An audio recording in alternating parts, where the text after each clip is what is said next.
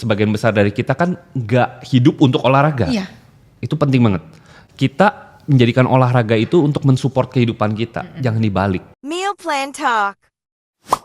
Halo Sobat Meal Plan, kembali lagi bersama podcast Meal Plan ID.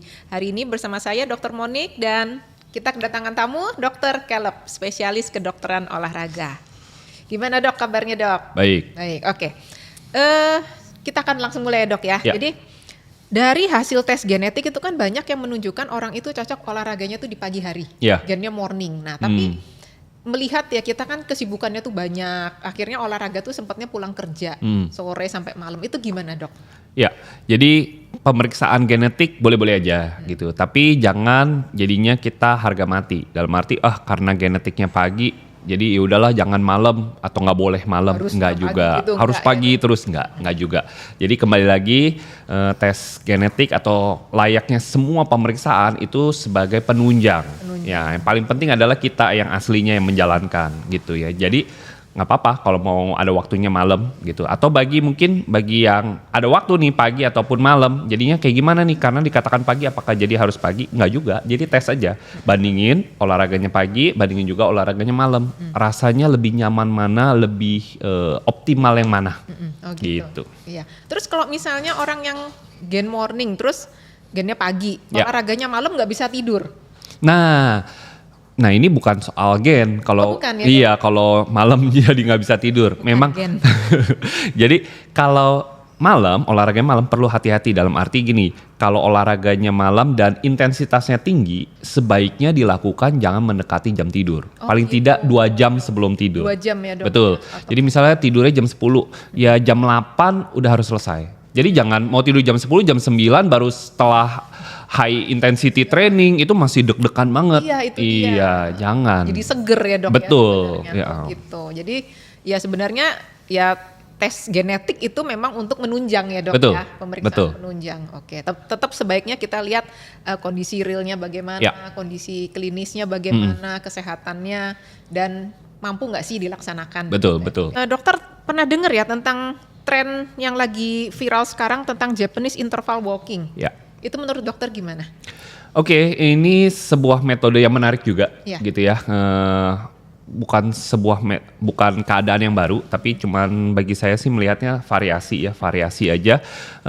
Cukup menarik. Kenapa? Karena biasanya ketika kita mikirnya interval training itu tuh sesuatu yang sulit, ya, sesuatu yang kayaknya bakal keringet banyak, kayaknya buat anak muda. Pokoknya yang kayak gitu deh, Iya. gitu. Sedangkan Japanese interval walking ini dibuat diperkenalkan enggak loh, ini karena interval walking. Ini memberikan sesuatu yang kayaknya baru ya. Biasa interval running, interval apapun Iya, gitu iya, ya. benar-benar. Nah, ini menarik. Kenapa? Karena mengkombinasi intensitas yang sedang atau ringan sampai ke sedang ke intensitas sedang sampai tinggi. Iya, jadi orang-orang yang latihan ini jadi berusaha diperkenalkan, yuk jangan cuma intensitasnya begini-begini aja, kita coba naikin, tapi kalau nggak kuat ya udah kita balik lagi. Makanya ada fase-fasenya ya, 3 menit biasa jalan, 3 menit yang lebih cepet, 3 menit jalan gitu biasa. terus ya, selang-seling sampai 30 menit itu oke sih. Oh gitu. Bisa ini ya dok ya diimplementasikan pada ya semua kalangan ya dok ya sebenarnya. Betul, ya. bisa banget. Untuk orang yang obes juga bisa ya dok? Boleh. Sebenarnya. Jadi kalau orang obes berarti jalan biasa, santai gitu ya, supaya bergerak, kemudian jalan cepat, kayak gitu. Terus jalan pelan lagi. Iya, kayak gitu, betul. Iya ya sebenarnya memang ya sebenarnya tiap olahraga tuh ya sebenarnya bukan menakutkan ya dok ya sebenarnya. Mesti kita coba dulu. Gitu ya, apalagi orang-orang yang obes yang nggak pernah olahraga ya dok Betul. ya.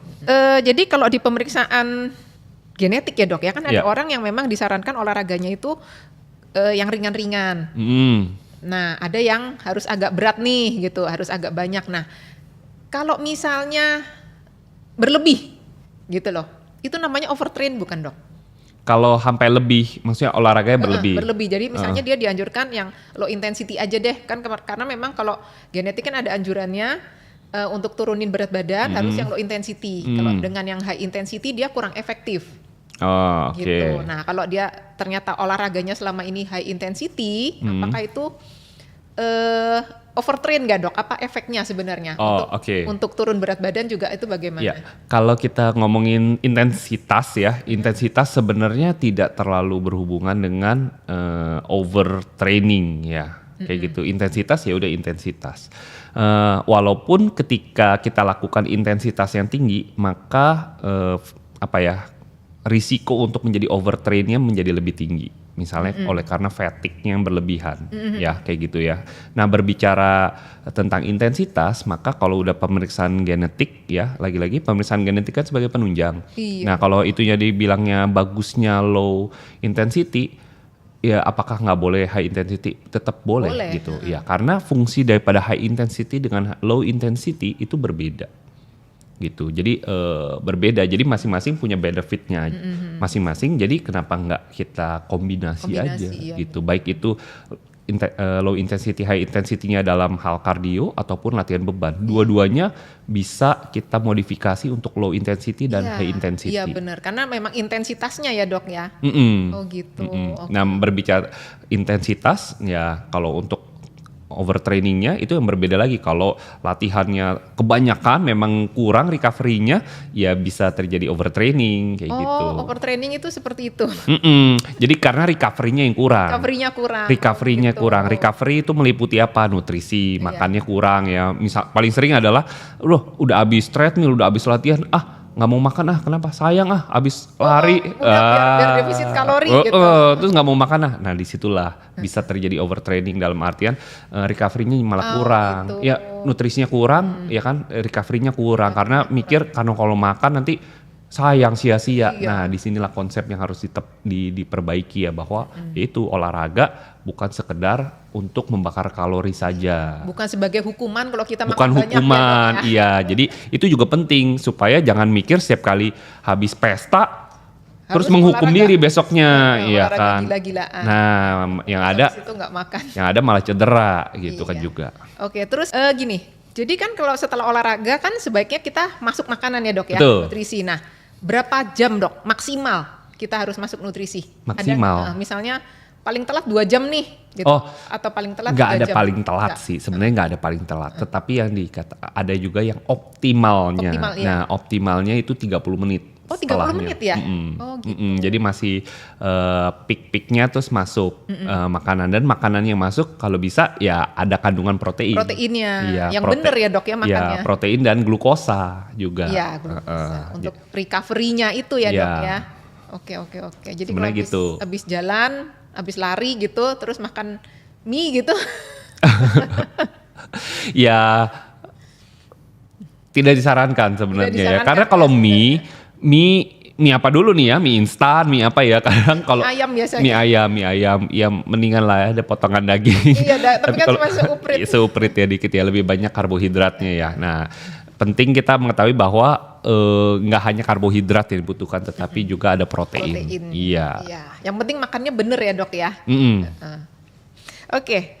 Terus kemudian dok, misalnya ada orang yang banyak nih dok ya, pasien-pasien meal plan ini juga ya, yang mau nambah otot tapi juga mau fat loss. Nah itu gimana konsepnya dok? Ya ini kita sebutnya body recomposition. Yes. Iya, jadi rekomposisi, jadi pengaturan ulang komposisi tubuh ya. Mungkin berat badannya sama ataupun turunnya sedikit, enggak yang wah. Tetapi ototnya bisa nambah atau paling tidak dipertahankan. Kemudian fatnya yang turun. Nah ini memang ideal banget kalau misalnya fatnya bisa turun, ototnya bisa nambah. Tetapi biasanya hanya terjadi pada orang-orang yang obes banget gitu ya, kelebihan berat badan banget, dan yang belum pernah latihan beban sama sekali. Kalau orang yang udah sering latihan beban, yang udah bertahun-tahun, keadaan ini nggak bisa. Oh gitu. Karena ketika fat loss itu kan kalori defisit ya. Iya. Nah kalori itu dibutuhkan tubuh untuk membangun otot. Iya. Makanya ketika kalori defisit ya otot sebenarnya nggak bisa kebangun. Iya, akhirnya ikut kebuang ya dok ya sebenarnya ya. Iya, makanya paling tidak kita pertahankan. Jadi kalau awal-awal bisa otot bahkan nambah, lemak berkurang bagi orang-orang belum pernah olahraga. Ya, belum pernah sama sekali gitu ya latihan. Tapi kalau yang udah biasa, ya udah kalau mau dalam program, ya udah paling tidak kita memberitahunya adalah ototnya dipertahankan, nggak sampai hilang, lemaknya yang turun. Nanti udah lemaknya turun, udah kita sebutnya kok kayak gitu namanya fasenya cutting. Ya, itulah disebut di situ terminologi cutting, ada bulking juga. Nah, bulking sebenarnya yaitu proses terjadi surplus kalori supaya bisa membangun otot. Iya, kalau membangun otot itu harus surplus kalori ya dok ya. Iya kan membangun harus ada yang plus dong. Kalau minus gimana membangun? Bener, itu ya sobat-sobat meal plan ya harus tahu dulu kalau kita mau membangun otot, mau bulking itu tetap nggak bisa defisit kalori ya dok ya. Iya. Yes. Tuh, harus jadi dicatat, jangan ya. bingung, udah latihan berat terus defisit kalori kok otot nggak jadi-jadi. Ya iya memang bener nggak jadi-jadi. Iya, karena kurang ya dok ya untuk membangunnya itu. Bahannya kurang. Bahannya kurang. Oke, bagus. Olahraga yang cocok untuk muscle gain dok. Olahraga yang cocok buat muscle gain adalah angkat beban. Angkat beban pasti ya dok ya. Disertai dengan nutrisi yang tepat ya dok Ya ya. itu selalu harus berdampingan. Harus dampingan. Olahraga apapun, nggak hanya beban ya, kardio, selalu nutrisi harus selalu bersamaan. Itu udah selalu. Nah kalau gini dok, misalnya pasien ini nggak pernah olahraga, obes banget gitu dah, nggak pernah olahraga. Sekarang terus ikut, ayo dok saya mau diprogram deh gitu. Ya. Nah olahraga pertama yang bisa dia kerjakan itu apa dok? Apakah harus angkat beban, ataukah harus yang kardio dulu, atau gimana dok? Oke, jadi disarankan tetap sebenarnya angkat beban. Angkat beban? Tetap angkat beban. Ya di mix ya dengan kardio. Sebenarnya ini bisa angkat beban doang, bisa di mix gitu ya. Tergantung dari pasien. Pasien dalam artian availabilitas daripada waktunya ada atau enggak gitu. Biasanya sih kalau saya dengan saya latihan beban, kemudian saya anjurkan pasien yang sendiri jalan. Yang di rumah sehari-hari jalan. Oh yang kayak gitu. Itu nggak usah di itu ya dok ya? Iya, jalan sendiri Oh, kayak gitu. Tetap. Dan mulai start berapa menit dok? Kadang suka nanya, berapa dok setengah jam? Apanya? Yang jalan atau latihan? Si latihannya. Oh latihan kalau awal-awal ya setengah jam sampai 40-an menit sih. Itu cukup ya dok Cukup banget. 15 menit kurang ya dok? 15 menit kurang. Betul, kurang. Oke. Apalagi misalnya awal-awal banget ya masih mempelajari cara untuk angkat beban. Ya itu dibutuhkan waktu lebih banyak gitu. Soalnya kan biasanya kan mulai aja dulu gitu. Betul, itu betul. Tetapi mulai aja dulu dengan cara yang benar. Oh dengan cara yang benar. Kalau mulai aja dulu tapi salah, ini bahaya. Kenapa bahayanya? Bahayanya otak kita tuh merekam. Otak kita nggak bisa membedakan yang benar atau salah. Otak kita cuma tahu dan merekam apa yang disajikan. Nah disinilah bahayanya. Kalau disajikannya salah, ya udah dia terekam terus. Cara ngangkatnya salah dari awal nih, dia kerekam terus. Nanti kalau mau dibenerin lebih susah. Mendingan dari awal pelan tapi bener. Tapi waktunya juga cukup ya dok ya? Iya. Kayak butuh waktu yang cukup. Dengerin ya sobat meal plan ya. Jadi memang harus terprogram ya. Waktunya harus cukup, terus harus bener juga gerakannya ya, dan juga harus disertai dengan nutrisi yang tepat. Nah ini dok. Lansia itu juga harus berolahraga ya dok ya? Betul. Nah olahraga yang dianjurkan itu apa yang paling aman? Dokter bakal bosan mendengarnya. Angkat beban, betul. Dari situ dulu. Ya, kenapa lagi-lagi lansia perlu angkat beban? Karena seiring dengan bertambahnya usia, biasanya lansia makin berkurang bergerak ya. Iya. Dengan berkurang bergerak, otot juga akan menghilang gitu. Dan cepat turunnya ya dok ya? Cepet banget, jadi kayak pasca pandemi kemarin nih, kan pandemi sekian tahun diem terus tuh ya, banyak lansia diem terus. Itu banyak banget yang mengalami namanya sarkopenia dok, ya kan? Iya. Ya menurunnya masa otot ya habis, dan itu dampaknya banyak banget jadinya ya, gangguan gerak dan lain sebagainya itu banyak banget. Jadi memang lansia yang turun bergeraknya ini kita harus pacu lagi supaya lebih bergerak. Nah caranya gimana ya? Kita ajarkan cara bergerak supaya membangun massa otot. Jadi massa otot dibutuhkan gak hanya untuk supaya bergerak, tetapi dia juga bisa hal-hal yang positif lain. Misalnya dengan massa otot, ada otot dia bisa bergerak, dia bergerak lebih kuat, dia bergeraknya bisa lebih stabil, ya jadi gak gampang jatuh, begitu. Juga. Dan ini dok, yang tadi pandemi itu kan orang banyak diem di rumah, massa ototnya turun dan apa? Penyakit muncul ya dok ya? Penyakit banyak. Jadi rata-rata banyak pasien itu dibilang selama ini saya gula tuh bagus aja, tapi ternyata sekarang kenapa gulanya naik? Itu karena kurang kurang gerak, juga ya, Dok, kurang ya? gerak. Ya, jadi penyakit kurang gerak tuh banyak banget Banyak gitu ya. banget. Sama kayak obesitas ya, Dok, ya, sumber dari banyak penyakit Iya, sebenarnya. betul. Oke. Jadi memang tetap angkat beban ya, Dok, ya, nomor Ya. 1 ya, Dok, ya. Misalnya, Dok, lagi stres, apakah sebaiknya istirahat dulu atau olahraga dulu, Dok? Nah, ini bagus banget nih karena bisa kebalikan nih. Kalau lagi stres ya sama olahraga. Kadang kalau lagi stres males olahraga, Iya. ya kan? Tapi masalahnya olahraga bisa menurunkan stres Benar, juga. bisa rilis stres kan, Dok, ya? Betul. Nah, jadi gimana?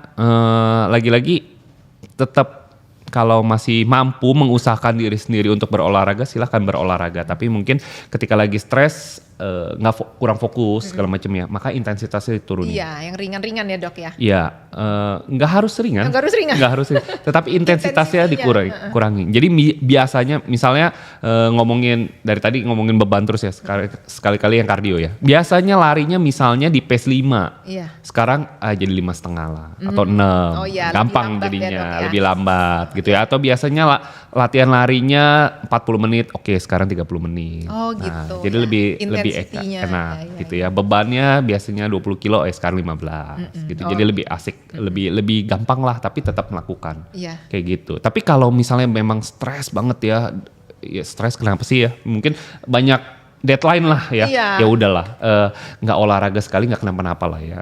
Nggak sampai gempa bumi Asal juga setelah nggak itu apa-apa. olahraga lagi ya, Dok, ya? Iya, ya. Banyak kan orang juga jadinya tuh feeling guilty kalau melewatkan sesi olahraganya. Iya, Banyak ada yang juga kayak begitu. gitu. Nah itu jangan sampai gitu. Karena sebagian besar dari kita kan nggak hidup untuk olahraga. Iya. Itu penting banget. Ya, kita menjadikan olahraga itu untuk mensupport kehidupan kita. Jangan dibalik gitu. Jadi jangan feeling guilty ketika kita ya harus miss beberapa session olahraga ya, mungkin ada keperluan ya, liburan lagi sakit atau apapun nggak apa-apa. Ya sudah, nggak apa-apa. Tapi ya, Dok, ya. hati-hati jangan sampai keterusan. Jangan keterusan ya, benar. Itu bahaya Iya, ya benar. juga. Terus ini, Dok, menariknya tadi kan olahraga bisa ngerilis stres ya, Dok, ya? Betul. Nah, kalau mengenai emotional eating, stress eating. Mm-mm. Nah, itu dengan berolahraga juga bisa ya, Dok, ya? Bisa nggak ya? Nah ini mungkin dokter nih bagiannya nih yang kayak gitu. Kalau saya sih selalu menganjurkan begitu. Jadi misalnya lagi cravingnya muncul tuh, lagi stres kan kadang suka kepengen makan manis-manis gitu. Saya sarankan itu minum air dulu, terus kemudian olahraga. Oke. Yang ya itu yang Malah jalan aja deh gitu. lebih efek ya. Iya, Oke, saya kan oke. selalu menganjurkan seperti itu. Ya berarti mantap juga, berarti bisa Karena ya. kan punya goalnya mau Oke. turun kan, Dok, mau turun berat Oke. badan gitu. Tapi setelah olahraga biasa lapar jadi pengen lagi dong. Iya, makanya jangan yang intensitasnya tinggi tadi ya. Oh, kalau intensitas tinggi lebih craving ya dok Iya, ya? kalau Oke. Tapi ada juga memang yang intensitas tinggi dia menekan nafsu makan. Ada juga. Jadi setelah intensitas tinggi jadi kurang gitu nafsu makan. Nah kalau kayak gitu bisa tuh disiasatinya. Jadi setelah intensitas tinggi gitu ya, misalnya malam ya, tapi kalau bisa tetap lewat 2 jam. Abis itu ya udah tidur, makan sedikit terus tidur, udah kayak iya, gitu. Iya. Oke. Jadi bener ya dengan olahraganya juga tetap harus diatur ya, meskipun kita lagi emotional eating, lagi stress eating, lagi cravingnya muncul gitu. Misalnya, Dok, ya pasien itu fatnya besar, kan kategorinya obes ya, Dok, ya. Ya. Ototnya juga banyak. Mm. Nah, dia pengen nurunin berat badan. Pokoknya saya pengen kurus, Dok, pengen turun gitu ya. Nah, apakah bebannya itu perlu dikurangin atau enggak, Dok? Repetisinya ditambah. Karena kan yang beredar itu kan seperti itu ya, Dok, ya. Jadi beban dikurangin, repetisinya ditambah. Bukan yang beban berat tapi repetisinya sedikit.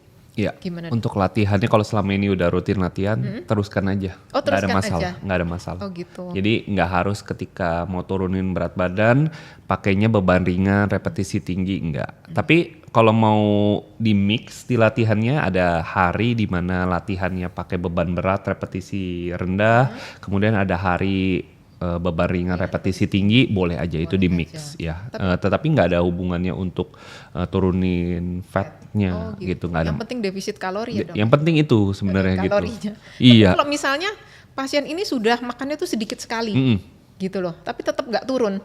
Berasanya sedikit mungkin, atau memang sudah sedikit Kadang pasien cerita sih 1 kali sehari makannya. ngemilnya dok, Oh, ya kan? Biasanya kan gitu kan. Biasa. Nah ini menarik dok. Pasien selalu bilang ke kita, geraknya udah banyak kok dok, makannya udah dikit.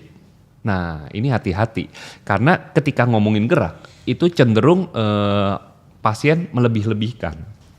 Tapi ngelaporin makanan Mengurang-ngurangin. under report ya. Under report, betul. Itu berasa banget kayak gitu. Jadi mungkin dokter juga tahu ada yang namanya bow chart.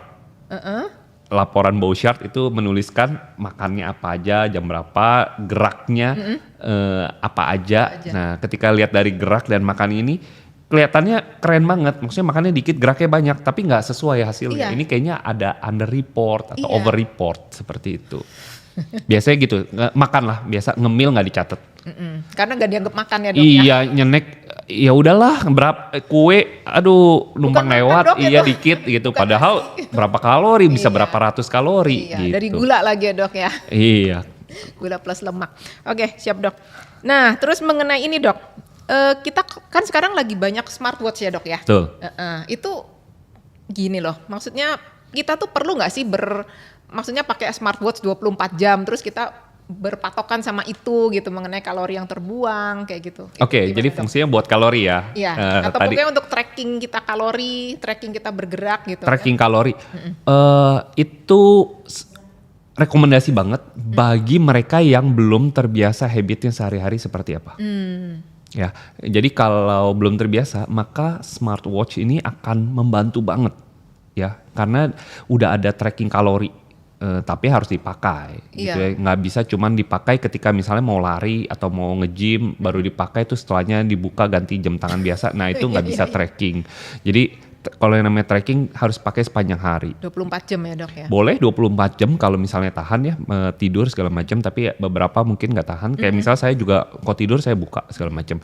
Nah cuman kalau mau ya disamaan. Jadi setiap hari misalnya tidur jam berapa, jam 9, jam 10 pagi selalu pakai di jam yang sama, jam 6. Sehingga kita bisa men-tracking dari jam 6 pagi sampai jam 10 malam aktivitas kita seperti habitnya apa. ya, Dok, ya? Habitnya yang paling penting gitu. Semuanya kembali lagi habit gitu ya. Banyak juga aplikasi-aplikasi yang misalnya foto dari makanan bisa kasih tahu kalori kayak gitu ya. Ya walaupun plus minus lah ya. Nah itu lagi-lagi sebenarnya apakah harus selalu seperti itu atau timbang? Ada juga teman-teman saya pakai timbang ke restoran bawa timbangan makanan. Ini ngapain gitu kan? Cuman ada juga yang melakukan seperti itu gitu. Cuman at the end of the day saran saya adalah kita mengetahui. Jadi harus literasi kepada diri sendiri itu penting banget. Jadi kalau kita makan ini itu tuh kurang lebih berapa kalori. Kita makan ini bukan boleh nggak boleh lagi ya. Iya, Jadi sebenarnya bukan boleh nggak boleh dok. bukan ya. balik ke jangan ke situ. Kalau boleh nggak boleh itu masih tahap dasar. Kita harus sampai tahu makan misalnya martabak boleh nggak? Boleh aja. Tapi harus tahu ketika makan itu sekian kalori gitu. Apa dampaknya sekian kalori itu dan nutrisinya segitu. Masih mau nggak? Kalau mau ya nggak apa-apa daripada craving kan ya. Mie instan boleh nggak? Boleh. Kenapa enggak ya dok? Iya enak ya. Tapi kalau setiap hari seperti itu malah jadi kurang gizi gitu ya. Kelebihan kalorinya doang. Nah itu Mindful ya dok ya? Iya betul, itu bahasanya betul. Tepat banget dok. Mindful eating, exercise juga harus mindful gitu ya. Nggak kelebihan, nggak kekurangan. Kita tahu fungsinya nggak karena feeling guilty oleh karena kita makan martabak. Bukan gitu. itu apa ya, hukuman buat diri Betul, sendiri betul. karena kita makan berlebih ya dok Betul, ya. betul. Jadi sama juga kalau misalnya kita makan martabak satu potong aja bukan artinya martabaknya nggak dipotong ya dok. Satu loyang namanya. Satu loyang ya. Oke, terima kasih dokter Sama-sama, Caleb ya Dr. sudah Boni. hadir di podcast Meal Plan ya, Meal Plan ID. Ya. Terima kasih ya dok ya, sukses Sama-sama. selalu dok. Ya.